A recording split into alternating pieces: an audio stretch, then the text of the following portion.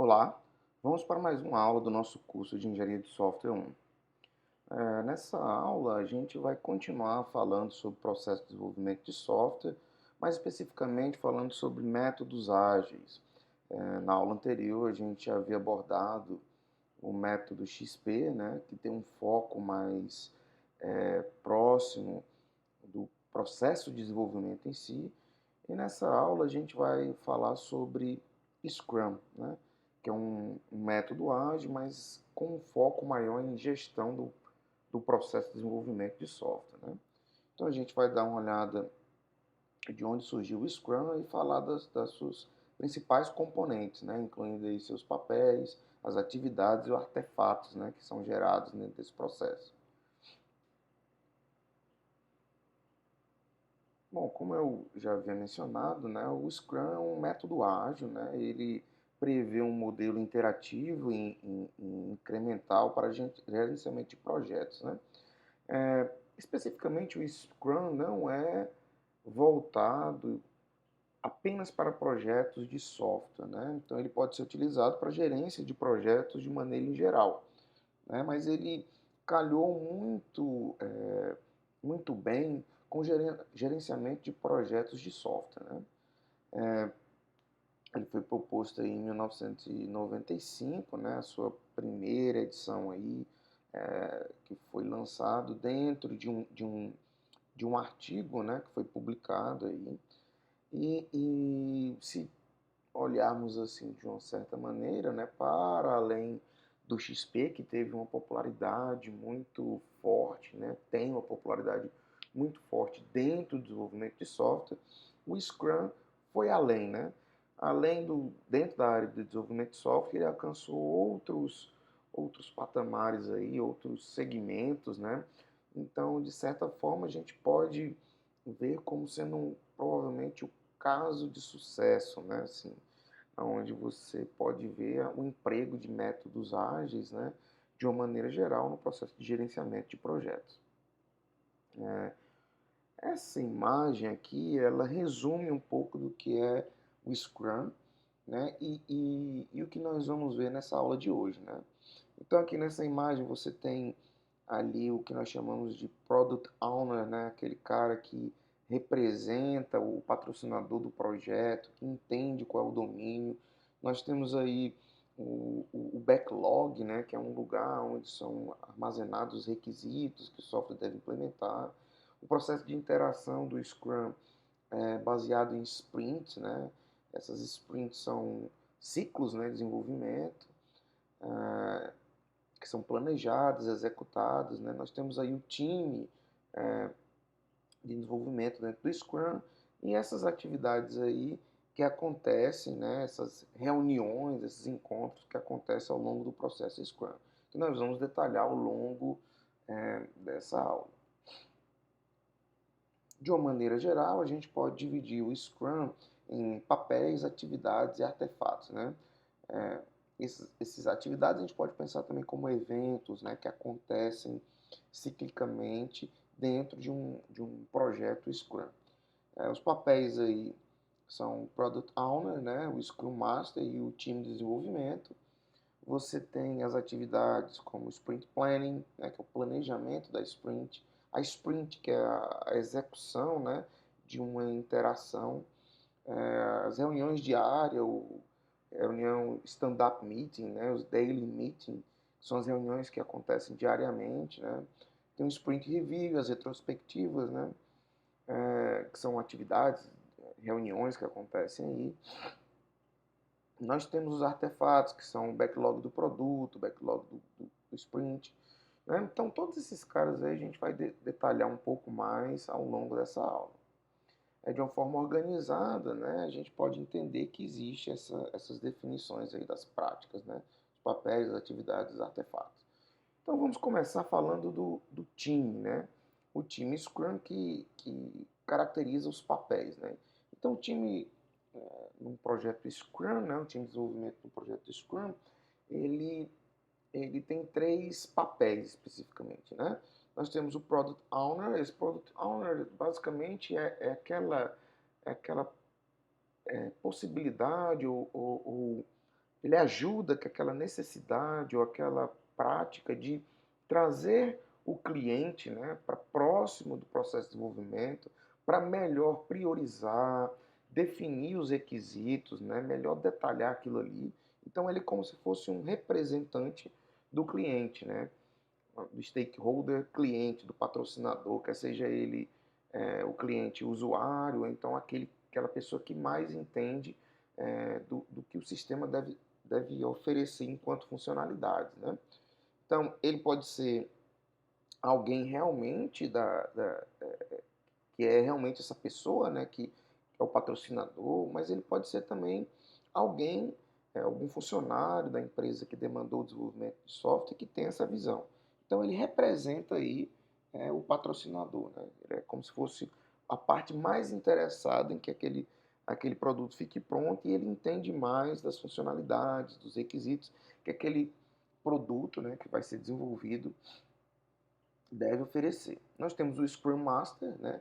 Esse Scrum Master ele não é propriamente um gerente de projetos, né? Então ele tem uma função de facilitar, né, e coordenar algumas atividades dentro de um projeto Scrum. Então ele não é bem um gerente de projeto, mas ele também possui esse papel, né, de coordenar algumas atividades, fazer algumas tarefas burocráticas, mas o principal é que ele funciona como uma pessoa que acompanha e tenta tirar impedimentos, né, ajudar a tirar impedimentos para que a equipe, né, o time de desenvolvimento consiga evoluir facilmente. O time, né, basicamente é composto pelos desenvolvedores, né, aquelas pessoas que vão codificar, né, que vão fazer os testes, que vão desenhar a arquitetura do software, né? Então todo o time de desenvolvimento nós chamamos de o Scrum, o Development Team, né? O time de desenvolvimento. Então esse pessoal é quem de fato constrói o sistema. Então nós temos esses três papéis aí muito bem definidos no Scrum, né? Antes da gente falar das atividades que envolvem o ciclo de desenvolvimento, é importante falar de alguns artefatos, né, que são construídos e mantidos ao longo de um projeto Scrum. O principal deles, né, um dos principais, é o Product Backlog. Né? Esse backlog, ele basicamente é uma lista, né, de funcionalidades, né, de requisitos, né, que possuem uma certa prioridade e um nível de detalhamento. Basicamente, os requisitos mais prioritários, né, eles estão ali no topo e são bem mais detalhados do que aqueles requisitos que são menos prioritários e estão lá na base, né? Então, a ideia é que o software, os ciclos de interação do Scrum, você vai pegando esses requisitos aí que estão mais no topo, que são mais prioritários, e vai implementando. Né? Esses requisitos, essas demandas aí que devem ser implementadas, elas podem ser novas funcionalidades, né? Novas features, pode ser correção de defeitos, uma vez que o ciclo, o projeto Scrum ele é interativo e incremental, pode ser que algumas entregas feitas no início, né, do projeto, que já estão em execução, apresentem defeito, né? Então você tem que corrigir esses defeitos. Pode ser alguma coisa como um trabalho técnico, né? Ou então coisas que devem ser feitas para capacitar a equipe, né? Treinamentos. Então existem também nesse produto backlog espaços aí para priorização, coisas que devem ser feitas logo de imediato e coisas que podem ser postergadas mais para frente. Aqui vale uma observação que essa lista, né, esse backlog aí, ele não é feito todo de uma vez. Né? O ideal é que a medida tem uma quantidade, né, de product backlog, uma quantidade de funcionalidades ou requisitos que devem ser implementados no sistema. Tipicamente, esses requisitos que são colocados no product backlog, eles são documentados como histórias de usuários. Né? A gente vai ver mais detalhes o que é uma história de usuário na próxima videoaula, né? Na nossa próxima aula aí. A gente vai detalhar mais como especificar requisitos como história de usuário, mas basicamente você tem essa documentação aí, né? Que são as histórias de usuário e elas priorizadas aí. Quanto mais prioritária, há de se esperar que exista um detalhamento mais claro, né, uma percepção mais clara do que deve ser feito ali. Nessa organização, né, a gente tende a dividir, né, esses grupos de requisitos, né, que estão ali priorizados é, nas releases, né? Essas releases aqui são aquelas entregas, né?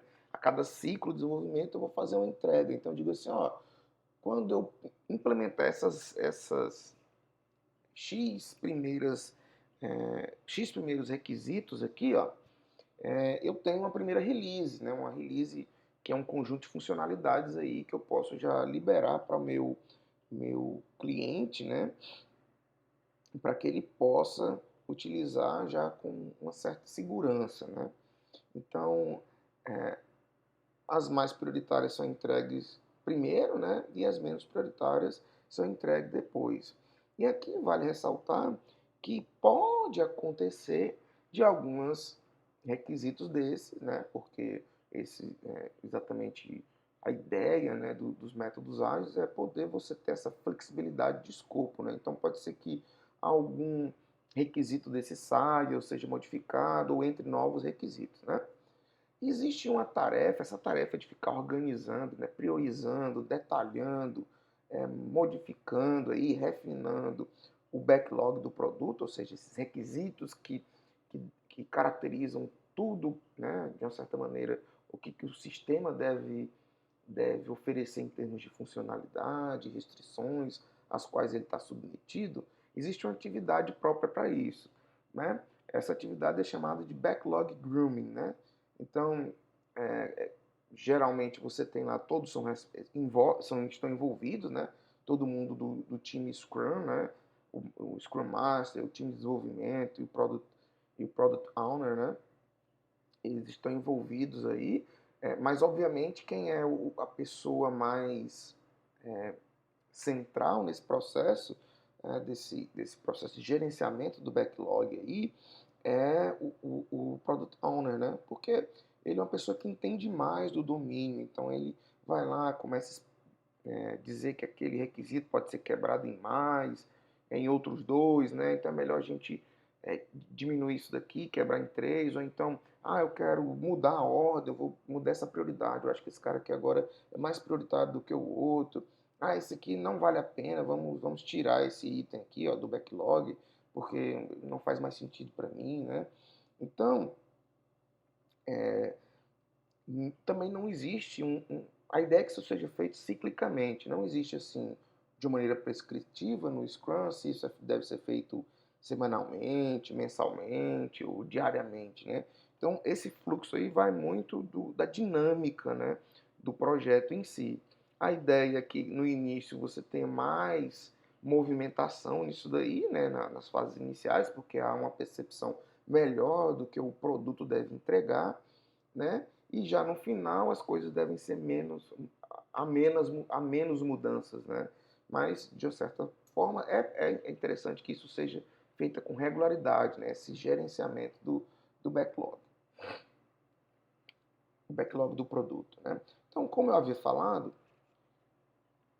o, o, o Scrum, né, ele é um processo de gerenciamento que prevê é, interações, né, que acontecem ao longo do tempo, e essas interações fazem liberações, né, ou entregas que agregam valor, né, tangível para o cliente. O ideal é que ao final de cada sprint você tenha algo palpável que o cliente, né, o patrocinador daquele empreendimento, ele consiga ver que ali agregou valor para o negócio dele, ou para o que ele quer. Né? Então, basicamente isso acontece. Cada sprint dessa acontece tipicamente no máximo, menos de um mês, né? Espera-se, geralmente 2 ou 3 semanas cada sprint, né? Você coloca esse cara aí. Nessa sprint, um subconjunto daqueles itens do backlog são apresentados aí para que sejam implementados nessas sprints, e a cada sprint eu vou gerando um incremento ali no meu produto final, né? Naquele meu produto que é o final do projeto será entregue totalmente para o cliente. Então, as sprints têm essa função, são ciclos de interação.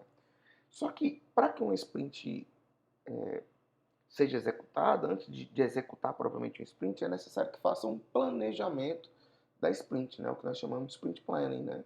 Então, nesse planejamento, o que é feito é você um conjunto de itens lá do backlog, ou seja, um conjunto de requisitos ali escrito em histórias de usuário, são selecionados, né? Ali, de uma certa forma, há feito uma espécie de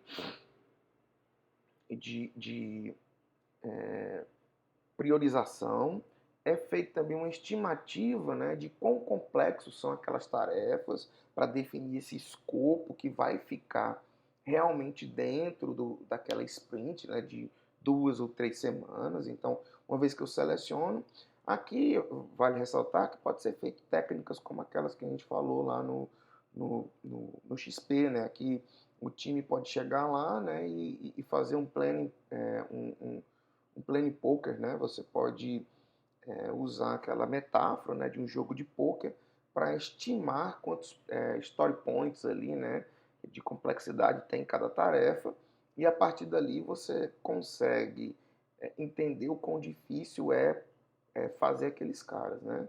Um detalhamento disso é o que nós chamamos do sprint backlog, né? Uma vez que a gente tem o backlog do produto, aquela sprint também vai ter um backlog. E essa sprint que vai ter um backlog, eu pego cada um daqueles itens do backlog do produto, né, que estão em nível de história, né, de usuário, nível de requisito, e decomponho por meio de tarefas, certo? Então, eu digo assim, ó, é, essa esse item aqui do produto backlog, né, essa feature que deve ser implementada aqui, eu chutei que ela é mais complexa, ela tem 8 story points, né, como é o exemplo que tem aqui na figura do slide, né. Então, eu estou dizendo que ela é a mais complexa, ela está ali em cima, eu tento decompor essa feature que tem que ser implementada em tarefas, né, em tasks, e essas tarefas eu começo a estimar para fazer essa daqui, quantas horas eu gasto, né? Tal, tal. Então, para cada um eu tenho um conjunto de tarefas detalhado ali e eu tenho essa estimativa de esforço em hora, né? Para cada feature, no caso aqui são features, né? São funcionalidades que devem ser implementadas, decompostas em tarefas, né? E essas tarefas lá no final, do lado direito aí, eu tenho um somatório do esforço. Então, eu tenho do lado esquerdo o somatório em número de story points, né? Que dá a medida de complexidade, e do lado direito depois eu tenho um somatório em termos de hora de esforço hora, né, em tempo que eu vou utilizar para fazer isso. Uma vez que eu quebrei essas tarefas aí, né, uma ideia é pegar essas tarefas e essas features aí, né, e colocar no que a gente chama de task board, né? É como se fosse um quadro aonde eu vou ter lá as funcionalidades, né? As features que devem ser implementadas, né? Que estão no backlog daquela sprint.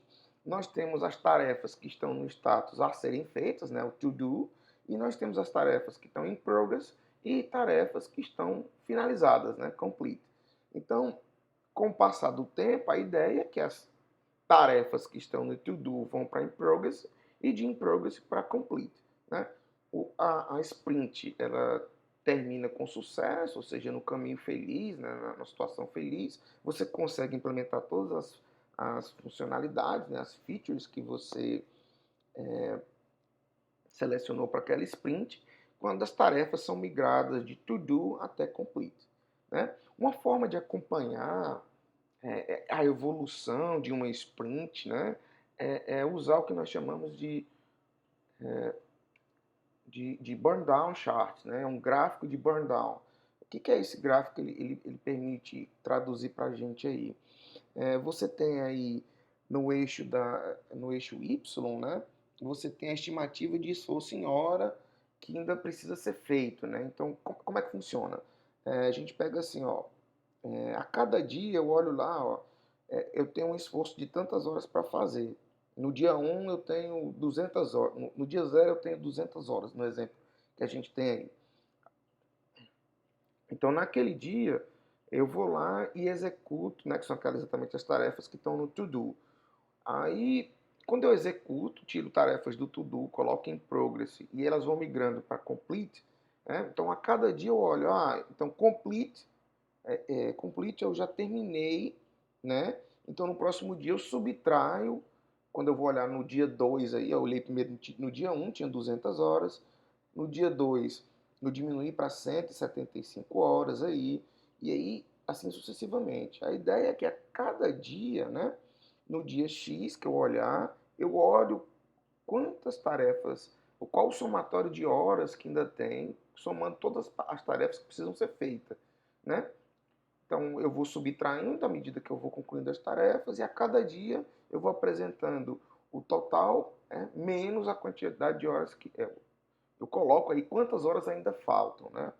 E aí a ideia, né, que se o time estiver trabalhando, tiver poucos entendimentos, é, é, se tiver com um bom entendimento do projeto, se as estimativas foram feitas de maneira adequada, se o time não tem tido muito impedimento, é que esse gráfico ele vai diminuindo até que lá no 15º dia, vamos supor uma sprint de 2 semanas, você tem a estimativa de esforço zero no último dia. Né? Então a ideia é essa, é que a cada dia você vai diminuindo o carga horária de trabalho, porque você a cada dia vai fazendo coisas, né? Terminando coisas. Então a ideia é que isso vá diminuindo com o tempo. Às vezes tem essa ideia de subida porque uma estimativa foi feita uma estimativa errada, né? Eu estimei que a tarefa X ela duraria 2 horas e ela durou no final das contas 5 horas, né? Então, uma outra forma de você ver também, além do burn down chart, é você ter o gráfico idealizado e o gráfico real, né? Isso ajuda a entender, né, como é que a equipe está lidando com o planejamento e execução. Espera-se que na primeira sprint, se o time não for muito maduro, né, ou não conhecer, foi inexperiente com as tecnologias, com os requisitos do software, ele acabe com a curva um pouco diferente da ideal, né? Então, mas à medida que as sprints vão acontecendo, a ideia é que o time vá se ajustando e isso vai sendo calibrado, de tal forma que as próximas sprints planning, né, sejam mais realistas, mais próximo da realidade, e aquilo que eles planejam seja mais próximo do que eles conseguem realmente entregar durante a execução da sprint. Bom, ao longo da execução de um sprint, né, que é uma interação, é, o Scrum recomenda que existe o que nós chamamos de reuniões diárias, né? Essas reuniões diárias têm por objetivo, né, assim, a ideia ela dura em torno de 15 minutos e basicamente você espera que cada membro do time, né, diga em uma reunião, né, tipicamente ela deve ser feita em pé, né, é o stand-up meeting, né, como é mais conhecida. Então, o membro do time vai dizer assim, olha, ontem, né, no dia anterior, lá eu tive esses impedimentos assim, ele dá um relato, né, do que ele fez. Eu fiz, dia anterior eu fiz isso, isso e isso, né?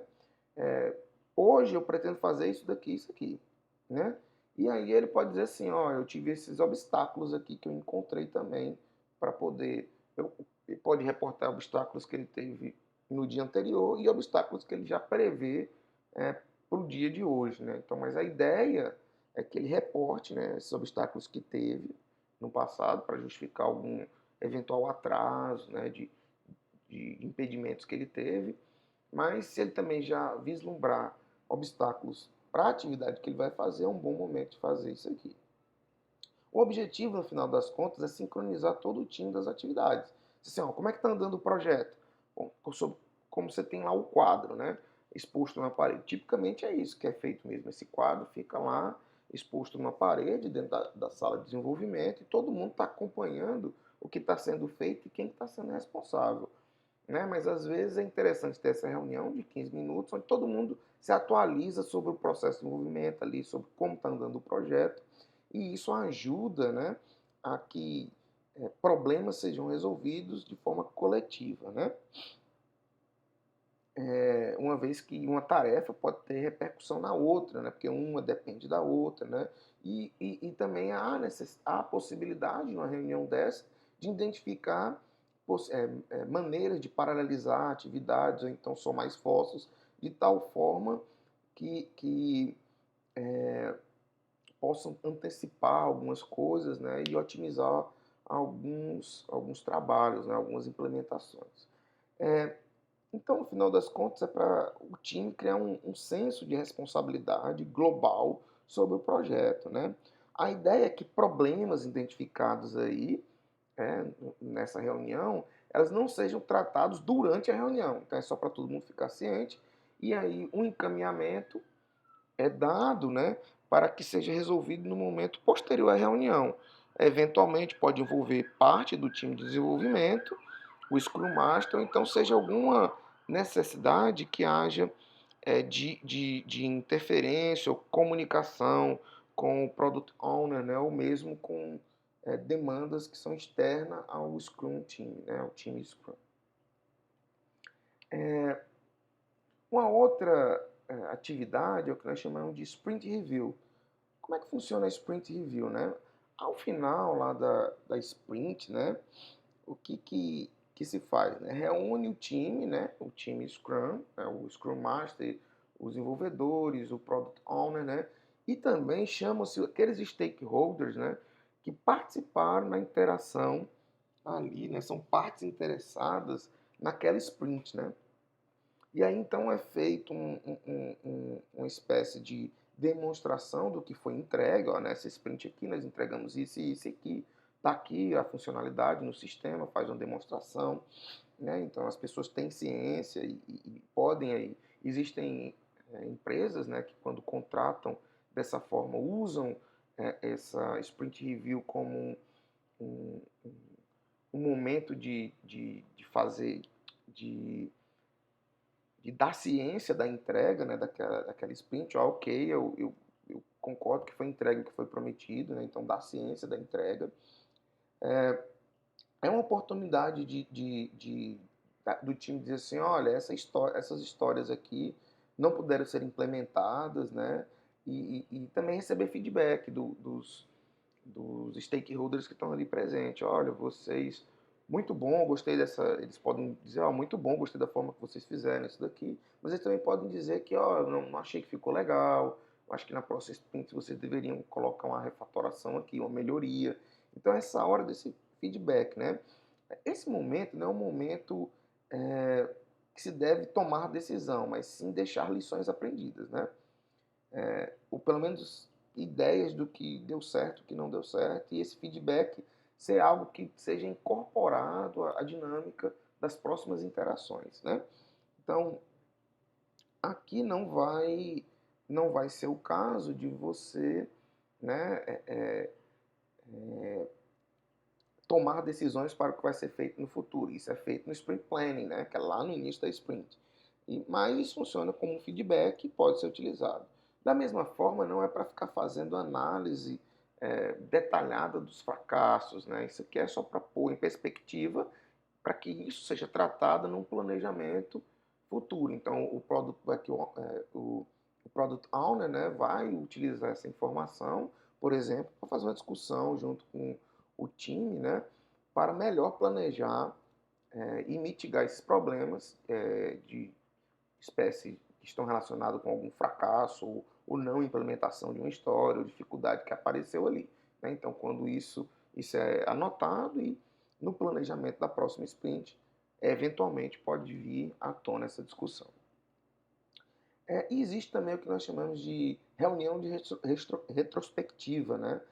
Ela tem a reunião que dura em torno de 3 horas, né? Não muito mais do que isso, mas só que aqui só fica presente o time de desenvolvimento. Então, uma vez que você fez aquela sprint review, você colheu aquele feedback de maneira mais geral, né? O cliente ou o stakeholder lá validou, ok, era isso mesmo, ficou legal, pegou o feedback. Agora você tem aqui uma reunião interna, né? E o objetivo você vê, olha, o que deu certo, o que não deu certo nessa sprint. A comunicação foi legal, não foi? A gente falhou nessas estimativas aqui, por que a gente falhou, né? Então é um olhar do time para si mesmo, ver o que tem de lição aprendida aí, como é que a gente pode melhorar o processo, né, para que nas próximas interações as coisas funcionem mais fluidamente e problemas sejam evitados.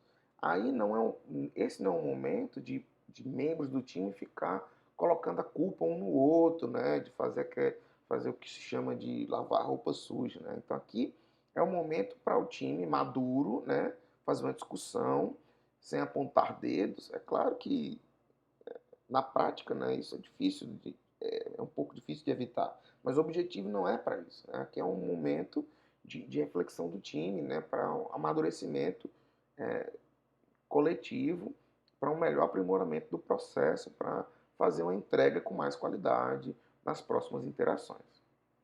Bom, basicamente é isso, né, que a gente tinha para falar sobre o Scrum, né? Existe uma leitura mais aprofundada que a gente vai recomendar aqui ao final da aula, mas basicamente a gente gostaria que fosse lido aí no capítulo do livro Engenharia de Software Moderno, o capítulo 2, a seção 2.4, como uma forma, né, de aprofundamento do que a gente abordou aqui nessa aula.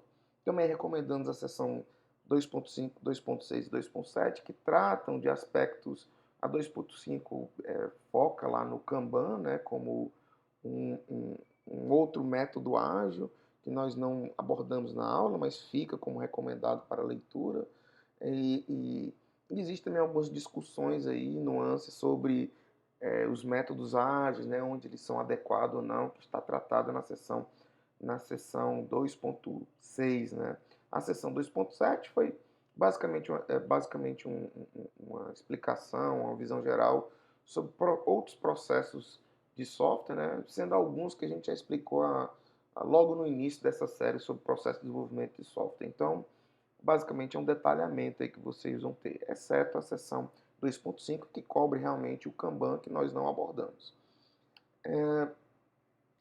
A gente também recomenda como obrigatório aí os exercícios de fixação do 4 ao 11 do livro de Engenharia de Software Moderna, do capítulo 2. Então, vocês podem acessar lá e é interessante olhar esses exercícios como forma de fixar o conteúdo.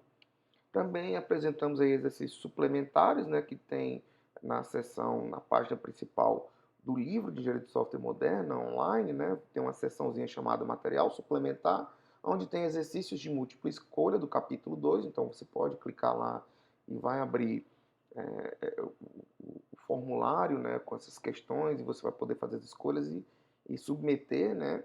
Esses exercícios de múltipla escolha eles não têm a correção, né, automática, mas a gente pode fazer uma discussão durante a aula de algumas dessas questões, dos nossos encontros síncronos, e também temos os exercícios de verdadeiro ou falso. E esses exercícios de verdadeiro ou falso, né, esse material complementar, eles possuem gabarito, então você pode marcar lá verdadeiro ou falso e pedir para corrigir, que ele vai dizer se você acertou ou não acertou. Então, é, é outra forma também de aprofundar os estudos.